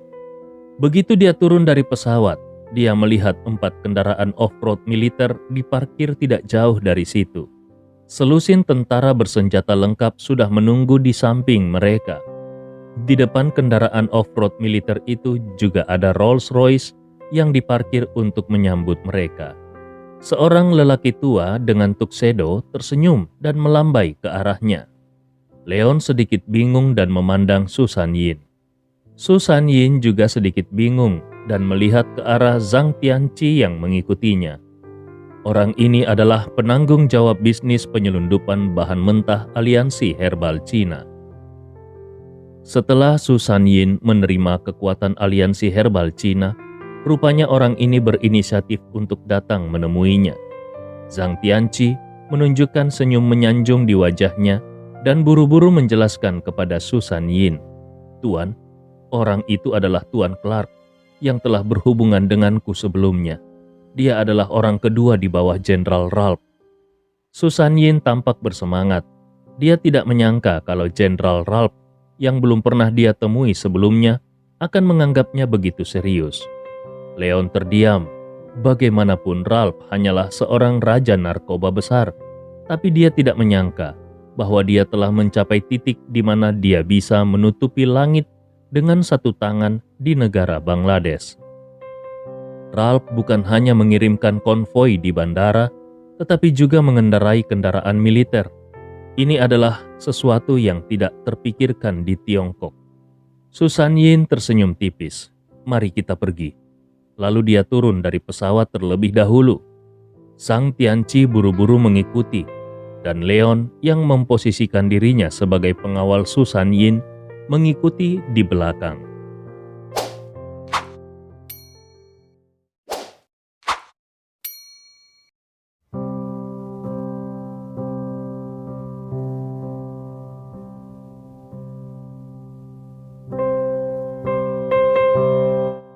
Bab 833. Leon mengikuti masuk ke dalam Rolls-Royce. Mobil ini panjangnya 12 meter. Jangankan hanya beberapa orang pengikut Su Sanyin, bahkan kalaupun ada beberapa orang lagi yang datang, mereka semua tetap bisa duduk. Susan Yin dan Clark, orang nomor 2 di bawah Ralph, duduk berdampingan dan mereka mengobrol bersama. Zhang Tianqi yang duduk di sebelah Leon menambahkan beberapa kata dari waktu ke waktu, dan mereka bertiga mengobrol dengan gembira. Seolah-olah mereka sudah bertahun-tahun tidak bertemu. Hanya Leon yang duduk diam sendirian di sudut. Di permukaan, dia hanyalah seorang pengawal Susan Yin. Jadi sudah sangat bagus baginya untuk mendapatkan perlakuan seperti ini. Sambil duduk tenang, Leon memikirkan apa yang telah dia terobos sebelumnya. Awalnya dia berpikir bahwa untuk memecahkan 7 titik di tubuhnya itu akan sama dengan membuka 8 meridian yang membutuhkan akumulasi ki sejati. Tetapi setelah memecahkan 6 titik yang tersisa dalam satu gerakan hari itu, dia samar-samar merasa bahwa memecahkan 7 titik tidak ada hubungannya dengan kultivasi, tetapi pemahaman seni bela diri. Justru karena dia sudah membaca buku pedang menara Yunjian, sehingga dia memiliki pemahaman yang lebih dalam tentang jalan pedang, dan dia bisa menerobos 6 titik yang tersisa dalam satu gerakan. Tetapi sampai hari ini, dia masih memiliki beberapa pertanyaan tentang kenapa 6 titik sebelumnya semuanya tentang aksioma tinju, dan hanya titik ke-7 yang merupakan teknik pedang misterius. Semua ini pasti terkait dengan latihan yang selama ini dia kembangkan. Dari 6 adegan sebelumnya, dia samar-samar bisa menebak bahwa orang yang menciptakan rangkaian latihan ini pasti memiliki passion yang besar pada klan naga legendaris. Kalau tidak mungkin dia bisa membayangkan begitu banyak postur naga. Tetapi yang membuatnya sangat bingung adalah kenapa orang yang menciptakan rangkaian latihan ini yang jelas-jelas sangat tergerak pada naga legendaris justru membuat adegan terakhir yang seperti itu. Sementara Leon merenung, konvoi yang dipimpin oleh kendaraan militer tiba di tujuan. Leon juga kembali tersadar dari lamunannya. Hanya saja ketika Susan Yin turun dari mobil dan datang ke rumah Jenderal Ralph, Leon dan Susan Yin tercengang pada saat bersamaan. Di alam bawah sadar mereka, Jenderal Ralph sebagai gembong narkoba terbesar di Bangladesh seharusnya tinggal di pangkalan militer jauh di pegunungan dan hutan tua dengan semua jenis tanaman obat-obatan yang bisa dilihat di mana-mana di sepanjang jalan. Tetapi siapa sangka kalau rumah Jenderal Ralph sebenarnya berada di pusat ibu kota Bangladesh. Seluruh mansion menempati area yang sangat luas, dan begitu mereka memasuki pintu, ada kolam besar, dan di tengah kolam ada lorong yang dilapisi marmer. Ini adalah mansion yang indah. Tingkat kemewahan ini membuat Leon yang terbiasa dengan segala macam kemewahan juga tercengang. Jenderal Ralph ini benar-benar menutupi langit di Bangladesh. Jelas-jelas dia adalah seorang raja obat bius besar, tetapi dia bisa tinggal di pusat kota dengan cara yang begitu terkenal. Di bawah arahan Clark, Leon dan rombongannya memasuki istana besar dan pergi ke taman belakang. Seluruh taman belakang juga mencakup area yang luas. Selain kolam renang yang besar, ada juga pantai buatan. Saat ini ada sekelompok pria dan wanita yang sedang bersenang-senang di kolam renang. Salah satu di antaranya adalah seorang pria paruh baya yang mengenakan jubah mandi dan sedang bersandar di kursi pantai. Pria paruh baya itu memegang cerutu di salah satu tangannya dan memutar botol anggur di tangan lainnya. Dia menikmati sinar matahari yang hangat. Orang itu adalah Jenderal Ralph, target utama Leon kali ini. Seolah memperhatikan kedatangan Leon dan yang lainnya, Ralph meletakkan botol anggurnya di atas meja yang ada di sebelahnya, dan dengan tangannya yang memegang cerutu, dia memberi isyarat kepada rombongan agar datang mendekat. Clark tersenyum pada Susan Yin dan membuat isyarat mempersilakan. "Tuan Su, silakan datang ke sini." Susan Yin melirik Leon dan mengikuti Clark di depan. Leon hendak mengikuti, tetapi dia dihentikan oleh dua pengawal berpakaian hitam yang berdiri di sampingnya. Alis Leon sedikit berkerut, tetapi dia tidak mengatakan apa-apa dan tetap di tempatnya dengan patuh bersama Zhang Tianqi. Di sisi lain, Jenderal Ralph sudah berdiri. Dia masih memegang cerutu di salah satu tangannya dan memeluk Susan Yin erat-erat. Secara pribadi, dia mengundang Susan Yin untuk duduk di sampingnya, seolah ingin membicarakan sesuatu. Setelah mengobrol sebentar, Ralph tiba-tiba menoleh untuk melihat ke sisi lain dan dia melihat Leon, seolah-olah dia sangat bingung. Setelah sekitar setengah jam, Ralph bangkit dan sepertinya dia mengatakan sesuatu kepada Clark yang datang sambil tersenyum. Di depan Clark, Susan Yin tidak bisa memberitahu Leon tentang percakapannya dengan Ralph.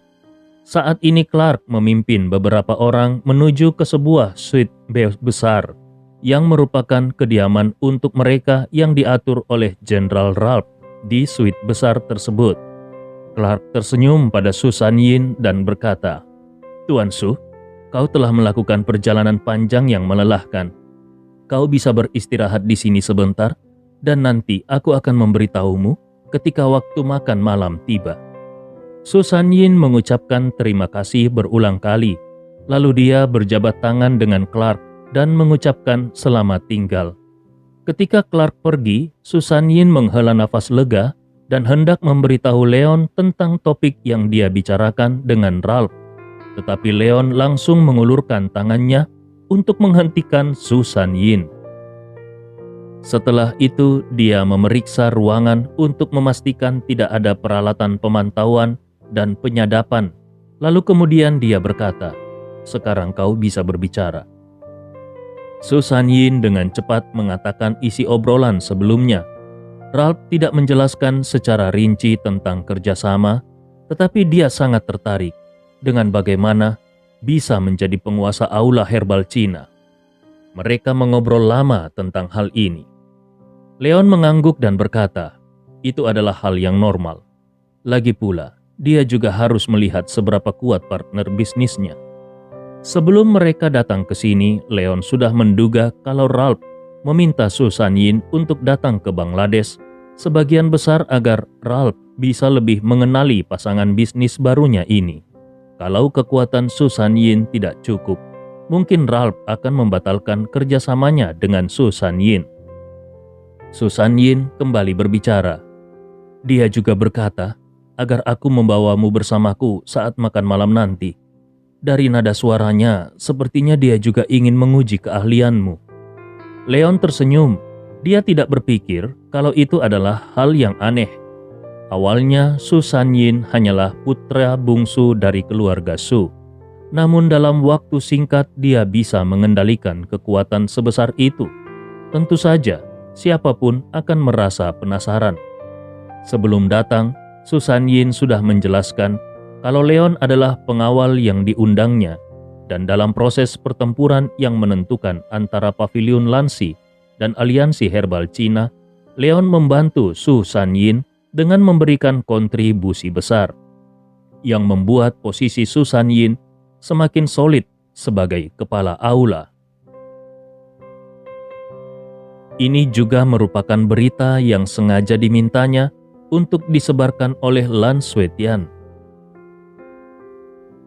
Tujuan internalnya adalah untuk memblokir mulut beberapa keluarga besar lainnya di Paviliun Lansi. Sementara tujuan eksternalnya adalah untuk memberi dirinya identitas. Sekarang Ralph ingin lebih mengenal tentang Susan Yin.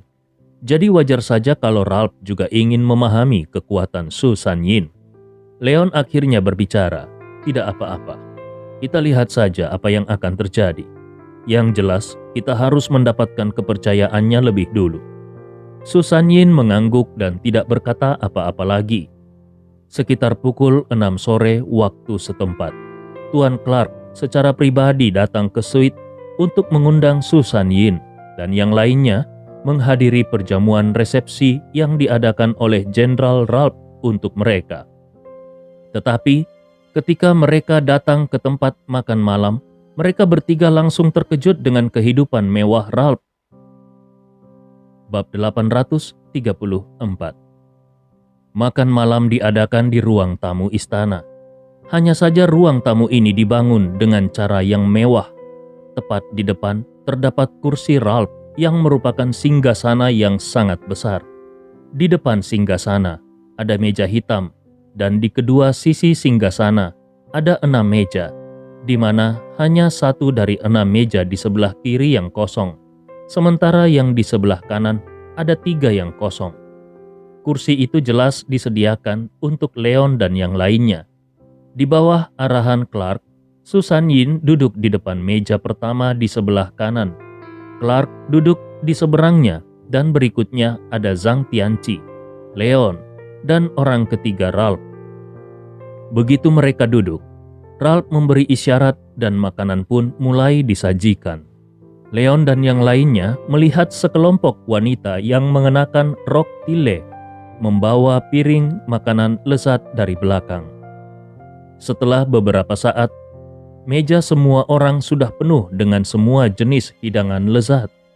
Yang lebih mengejutkan adalah setelah menyajikan makanan, para wanita itu tidak pergi, tetapi berlutut di samping kursi. Ada 1 orang berlutut di samping setiap kursi, dan di sebelah Ralph ada 2 orang yang berlutut. Sehingga totalnya ada 14 orang yang berlutut. Para wanita itu menunggu semua orang untuk makan. Leon lahir di keluarga kaya dan dia sudah melihat banyak hal dalam hidupnya. Tetapi saat ini dia tetap dikejutkan oleh kehidupan mewah Jenderal Ralph. Jenderal Ralph bukan hanya menyediakan makanan lezat di atas meja, tetapi dia juga menyediakan wanita cantik untuk masing-masing tamunya. Leon masih bisa mempertahankan ketenangannya, tetapi Susan Yin hampir tidak bisa mempertahankan akal sehatnya, apalagi Zhang Tianqi. Masing-masing wanita ini adalah kecantikan nasional yang dipilih dengan cermat. Penampilan, sosok, dan temperamen mereka tidak lebih buruk daripada bintang-bintang besar. Sementara Zhang Tianqi hanyalah orang yang bertanggung jawab atas aliansi herbal Cina. Kapan dia pernah melihat pemandangan seperti ini? Melihat penampilan beberapa orang, Ralph tertawa dan memimpin dalam mengangkat gelas anggur di tangannya. Ketiganya adalah tamu dari jauh. Mari kita bersulang untuk mereka bertiga dulu. Yang lain juga mengangkat gelas mereka dan menatap Susan Yin dan yang lainnya. Susan Yin dan yang lainnya secara alami mengikuti Ralph dan mengangkat gelas mereka. Ketika mereka menurunkan gelas anggur mereka, pelayan di samping membungkuk dan menuangkan anggur. Ralph sudah mulai memperkenalkan yang lain kepada Susan Yin dan yang lainnya. Mereka sudah mengenal Clark, dan di samping Clark ada orang ketiga dalam kelompok Ralph, yaitu Deba, yang juga merupakan sepupu Ralph. Di sebelah Deba ada jenderal pertama Ralph, yaitu Gullit, dan untuk yang lainnya Leon tidak mendengarkannya. Di tengah-tengah acara makan, Ralph melirik Clark. Clark mengangguk mengerti dan bertepuk tangan dengan pelan. Semua orang yang sedang makan dan minum langsung menghentikan aktivitas mereka. Deba, Gullit, dan yang lainnya terlihat bersemangat, tetapi Leon dan yang lainnya terlihat bingung. Setelah beberapa saat, alunan musik merdu terdengar di aula, dan sekelompok wanita cantik yang berpakaian gaya Liga Selatan berjalan masuk dalam 2 baris. Wanita-wanita tersebut mengenakan pakaian yang sangat minim. Zhang Tianqi tidak bisa menahan diri untuk tidak berseru, "Astaga!" Bahkan Susan Yin pun merasakan api jahat melonjak di tubuhnya. Hanya Leon yang bisa mengolah hatinya untuk tetap tenang. Dia sudah menduga kalau para wanita ini datang untuk menari dan bersenang-senang dengan mereka. Tetapi ketika para wanita ini masuk, mereka tidak langsung menari, melainkan berdiri di kedua sisi seolah-olah ingin menyambut seseorang. Pada saat ini, musik tiba-tiba berhenti dan seorang wanita yang mengenakan kerudung di kepalanya dan satu set gaun istana 7 warna berjalan santai tanpa alas kaki. Wanita itu berjalan dengan sangat lembut dan anggun, seperti peri di istana surgawi yang jatuh ke dunia fana. Bahkan meskipun dia memakai kerudung di wajahnya dan tidak ada yang bisa melihat wajahnya dengan jelas, namun sepasang kaki telanjangnya yang seputih salju sudah cukup untuk membuat semua orang menatap terpukau ke arahnya. Perhatian semua orang tertuju pada wanita itu, tetapi wanita itu tampaknya tidak mempedulikan semua orang. Dia hanya berjalan ke tengah aula dengan langkah yang berirama. Para wanita yang datang sebelumnya juga menari dan mulai memutar tubuh mereka dengan wanita berkerudung itu sebagai pusatnya dan menari tarian yang indah. Dan wanita berkerudung di tengah mereka itu tampak begitu suci dan tidak ofensif. Bahkan postur menarinya sama sekali tidak menggoda. Penampilannya juga tidak terbuka seperti wanita lain, tetapi setiap gerakannya adalah gerakan yang paling menghangatkan hati semua orang yang hadir. Gulit yang duduk di seberang Leon tidak bisa lagi duduk diam. Dengan kejam dia menarik wanita yang menunggu di sebelahnya ke dalam pelukannya. Matanya menatap wanita berkerudung yang ada di tengah dengan penuh keserakahan. Kecuali Clark yang sudah tua, yang lainnya juga berperilaku serupa. Susan Yin dan yang lainnya mereka sedikit malu. Mereka semua pernah bermain dengan wanita, tetapi mereka belum pernah bermain di depan umum, apalagi di negara asing. Melihat rasa malu ketiga orang itu, Ralph tertawa dan berkata, "Hahaha, 3 tamu, jangan terkekang, kalian santai saja." Zhang Tianqi tidak bisa menahan diri lebih lama lagi, dan dia juga memeluk wanita yang ada di sebelahnya. Susan Yin masih berusaha untuk tetap terjaga. Tetapi ketika wanita di sebelahnya mengambil inisiatif untuk menggoda, Susan Yin pun tergoda. Hanya sudut mulut Leon yang menunjukkan senyum tipis. Dia meminum anggur yang disajikan oleh wanita yang menunggu di sebelahnya sambil mengagumi tarian yang indah di depannya. Setelah beberapa waktu, suara musik berangsur-angsur mengecil, dan kerumunan penari pun perlahan berhenti. Mereka memberi hormat kepada Ralph, lalu berjalan mundur. Namun, wanita berkerudung itu tetap berada di tengah aula. Ralph memegang seorang wanita pirang dengan salah satu tangannya dan gelas anggur di tangan lainnya. Dia memandang wanita berkerudung itu dan berkata sambil tertawa dengan penuh ejekan, "Tuan Putri Cardin, orang-orang ini adalah tamu terhormatku.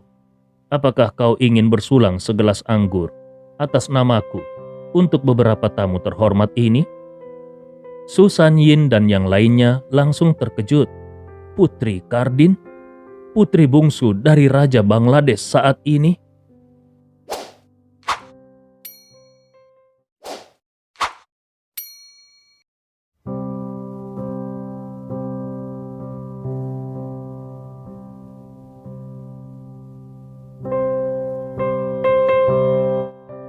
Bab 835. Secara naluriah, Susan Yin menoleh untuk melihat Leon. Matanya terlihat penuh dengan ketakutan. Alis Leon juga berkerut. Mereka semua tahu kalau Jenderal Ralph berkuasa di negara Bangladesh. Tetapi mereka tidak pernah berpikir bahwa kekuatan Ralph telah mencapai titik sedemikian rupa sehingga putri keluarga kerajaan bisa dipanggil olehnya untuk menari. Cardin membungkuk pada Ralph dan berbisik, "Ini adalah perintah jenderal, mana berani aku membangkang." Ralph tertawa. Seorang pelayan datang dengan membawa gelas anggur di atas nampan. Cardin mengambil gelas yang sudah diisi dengan anggur itu dan berjalan ke arah Susan Yin. Cardin menyapa sambil tersenyum pada Susan Yin. "Aku bersulang untukmu, Tuan." Susan Yin sedikit gugup. Lelucon macam apa ini? Cardin adalah putri kerajaan. bahkan meskipun Bangladesh hanyalah sebuah negara kecil di aliansi selatan, dan luas daratannya bahkan tidak sebesar setengah dari provinsi Nanyun, tetapi bagaimanapun juga Kardin adalah seorang putri kerajaan. Dan saat ini putri kerajaan itu benar-benar mengambil inisiatif untuk bersulang untuknya. Su Sanyin menahan jantungnya yang berdetak kencang. Dengan cepat dia mengambil gelas anggur dan bersulang bersama Kardin. "Aku juga akan bersulang untukmu, Tuan Putri." Kardin tersenyum pada Su Sanyin dan kemudian berjalan ke arah Zhang Tianqi. Telapak tangan Zhang Tianqi yang sedang gugup sudah penuh dengan keringat. Dia bahkan tidak berani melihat wanita yang ada di depannya ini. Jadi dia langsung mengambil gelas anggur dan bersulang dengan Kardin. Kardin masih memiliki senyum dangkal di wajahnya ketika dia berjalan ke arah Leon dengan segelas anggur di tangannya. Kardin menatap Leon dan Leon juga menatapnya. Leon melihat kalau Kardin memiliki sepasang mata coklat yang sangat indah, seperti dua permata. Pangkal hidungnya sangat tinggi, tetapi tidak jelek sama sekali. Kerudung yang menutupi wajahnya juga sangat tipis. Ketika mereka berada dalam jarak sedekat ini, kerudung itu tidak bisa lagi menutupi wajah cantik Kardin yang tiada tara itu.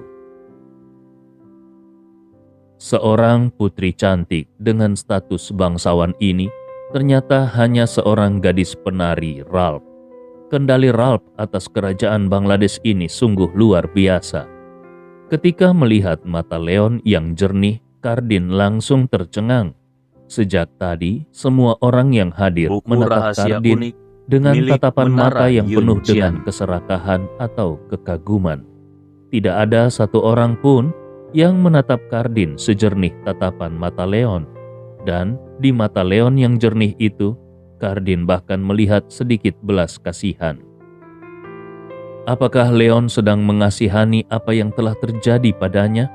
Kardin tersenyum sedikit pahit, tapi dia juga mengingat instruksi Ralph. Dia pun mengangkat gelasnya ke Leon dan berkata, "Tuan, mari kita bersulang." Leon tersenyum sambil mengangkat gelas anggurnya. "Mari." Dan setelah itu dia meminum semua anggurnya. Setelah minum dengan Leon, Kardin tidak langsung pergi, tetapi dia datang ke tempat di sebelah kiri Ralph dan berlutut. Adegan ini sekali lagi membuat Leon dan yang lainnya menghela nafas pada kekuatan Ralph. Putri dari negara yang bermartabat di depan Ralph sama sekali tidak berbeda dengan pelayan biasa. Ralph tidak memandang Kardin. Dia justru menoleh kepada Su Sanyin yang ada di sebelah kanan dan berkata, "Tuan Su, apakah kau puas dengan tarian tadi?" Su Sanyin buru-buru bangkit berdiri dan menjawab, "Terima kasih atas kebaikan Jenderal. Tentu saja kami semua merasa puas."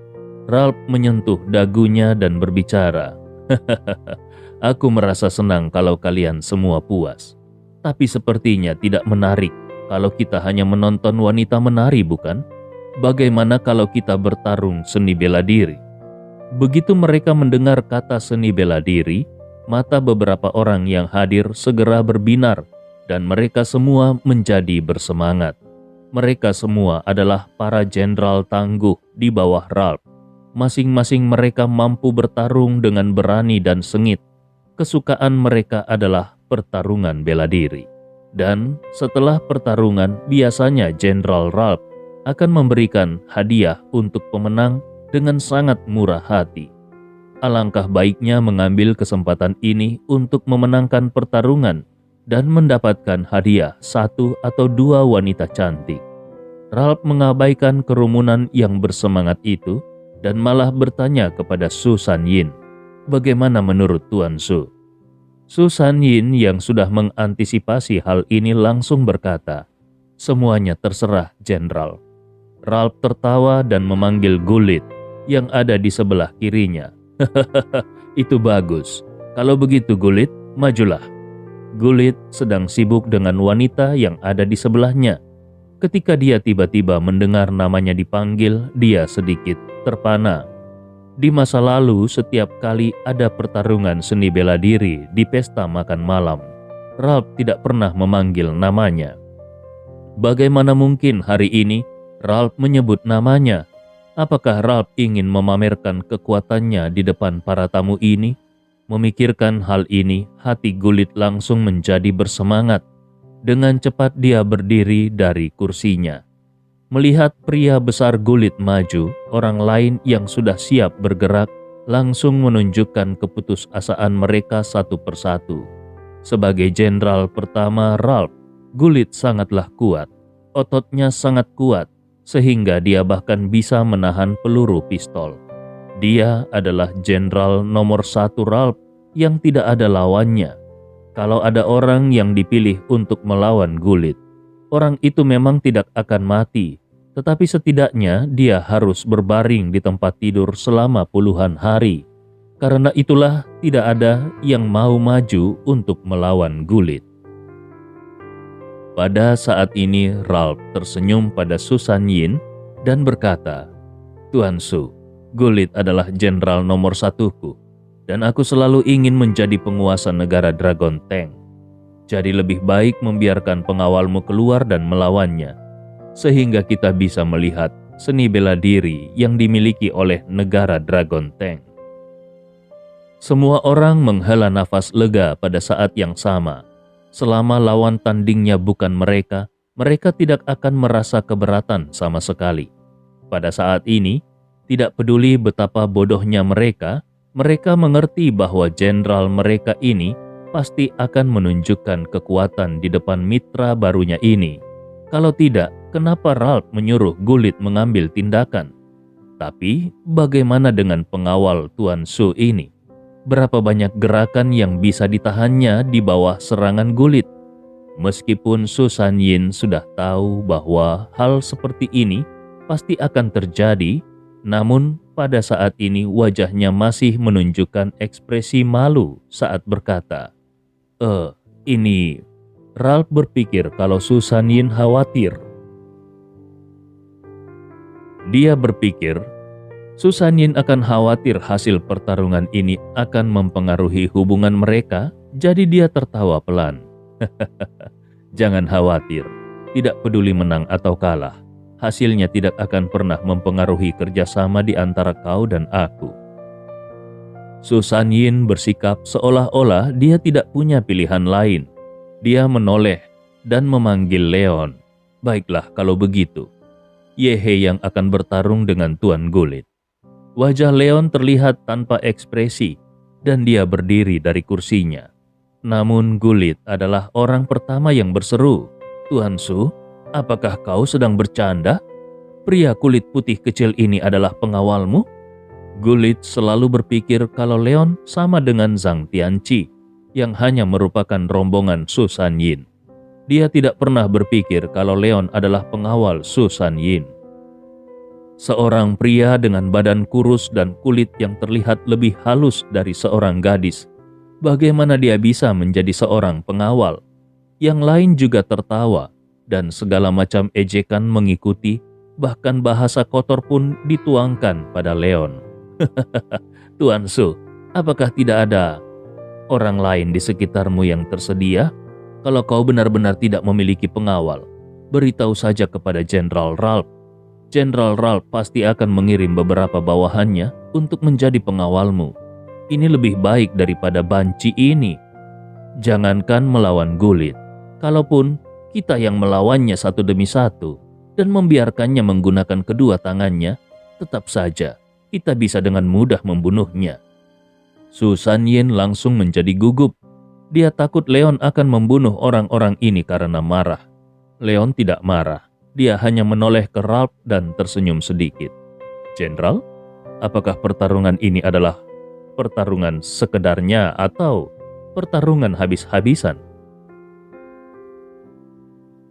Bab 836. Sebelum Ralph dapat berbicara, Gullit tertawa dan berkata dengan sangat arogan, "Apa gunanya bertarung sekedarnya? Karena ini pertarungan seni bela diri.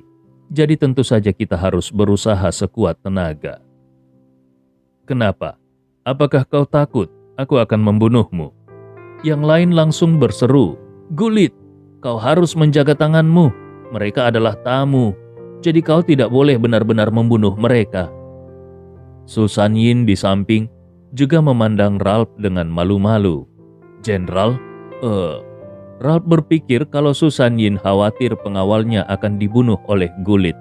Jadi dia langsung berkata, Tuan Su, apa yang dikatakan Gulit itu benar. Karena ini adalah pertarungan seni bela diri. Jadi wajar untuk berusaha sekuat tenaga.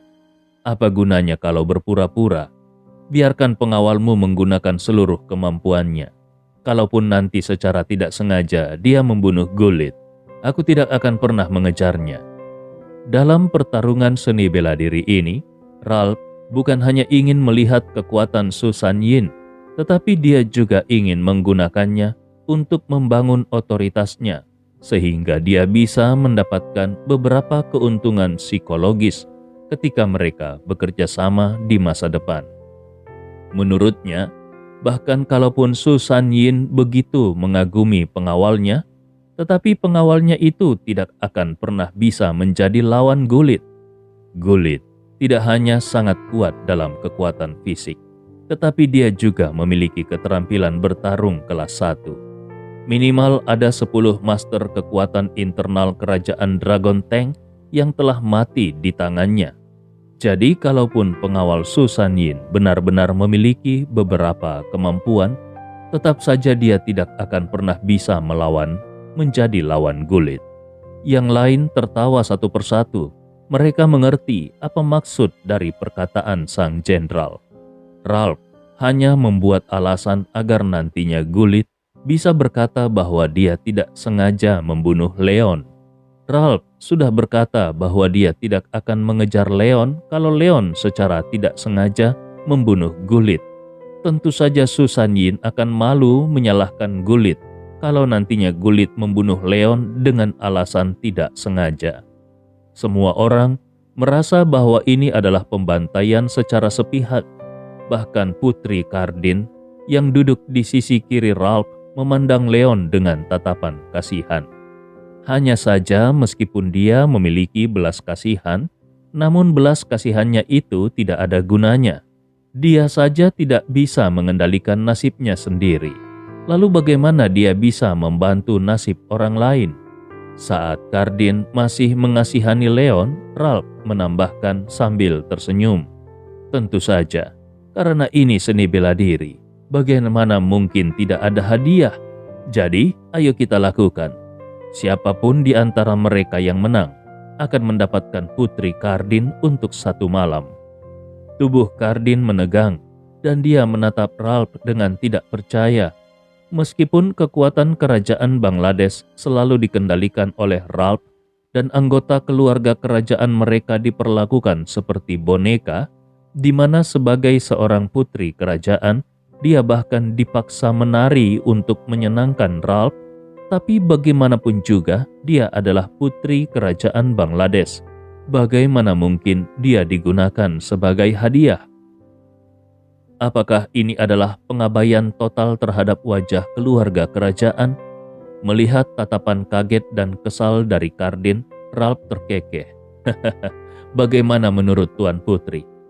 Ketika merasakan niat membunuh di balik wajah tenang Ralph, sebenarnya Cardin ingin memberontak. Namun pada akhirnya dia hanya menundukkan kepalanya dan berkata, "Semuanya terserah Jenderal." Ralph tertawa dan menoleh ke arah Gulit dan Yehe. Gulit, Yehe, apakah kalian mendengar itu? Sang putri sudah setuju. Jadi siapapun yang menang akan menjadi laki-laki sang putri selama 1 malam. Susan Yin, Zhang Tianqi, termasuk Leon juga tercengang. Tidak ada yang mengira kalau pertarungan seni bela diri biasa akan melibatkan putri kerajaan. Ralph mengusulkan seni bela diri. Tujuan utamanya tidak lain untuk melihat kekuatan Susan Yin. Tetapi sekarang Ralph bahkan menggunakan putri kerajaan yang bermartabat sebagai hadiah. Untuk apa dia melakukannya? Apakah itu untuk menunjukkan kekuatannya atau untuk menunjukkan penghinaan mereka terhadap keluarga kerajaan? Bagaimana bisa putri suatu kerajaan dianggap sama dengan gadis-gadis penari yang bisa di-booking kapan saja? Semua orang sudah memuntahkan api cemburu di mata mereka. Kardin adalah putri kerajaan dan sosok dewi menakjubkan yang selalu mereka dambakan. Tapi sekarang sang jenderal benar-benar akan memberikannya kepada pemenang pertarungan. Sang jenderal jelas-jelas berusaha menemukan kesempatan untuk memberikan sang putri kepada Gulit. Lagi pula menurut mereka dengan keterampilan Gulit, hanya perlu hitungan menit untuk membunuh Leon. Gulit benar-benar telah menjadi anak emas sang jenderal. Saat ini Gulit hanya bisa tertegun sejenak. Setelah itu dia merasa sangat bersemangat. Dia sudah menyukai Kardin sejak lama. Namun selama ini Ralph tidak pernah berbicara seperti tadi. Jadi dia hanya bisa menyukai Kardin secara diam-diam. Tapi sekarang, jenderal telah membuat keputusan seperti itu. Bagaimana mungkin hal ini tidak membuatnya merasa bahagia dan bersemangat? Gulit pun buru-buru membungkuk kepada Ralph.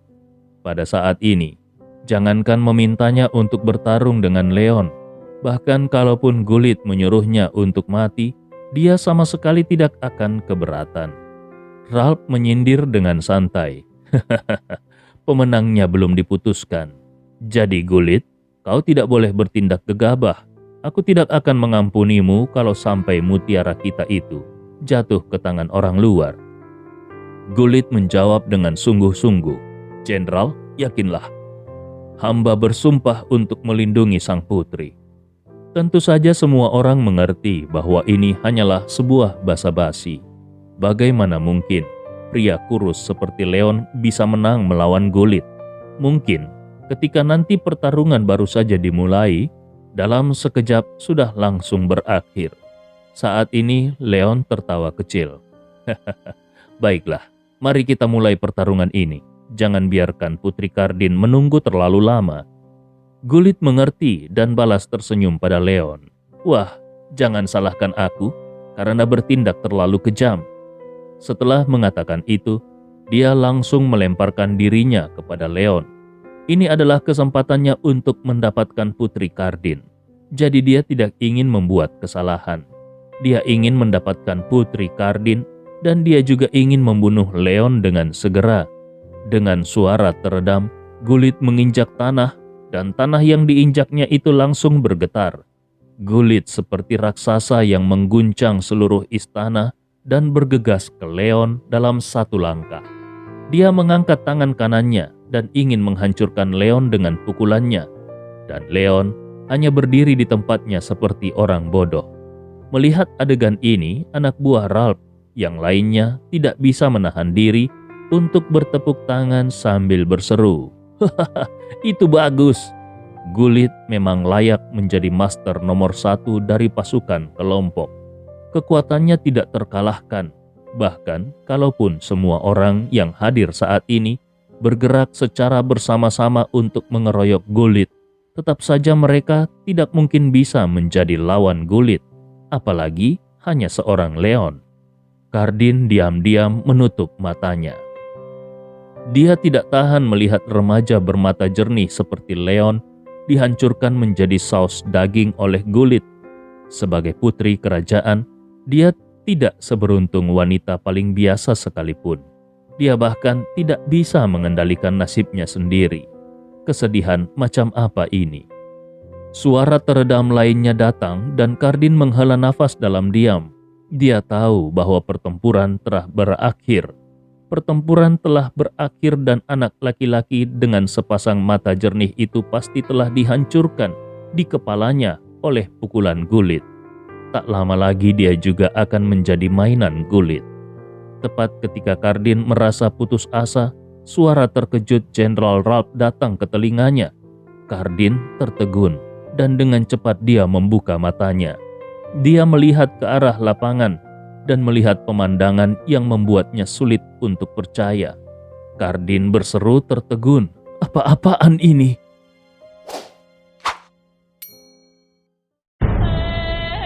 Cerita ini fakta atau fiksi? Silakan putuskan sendiri.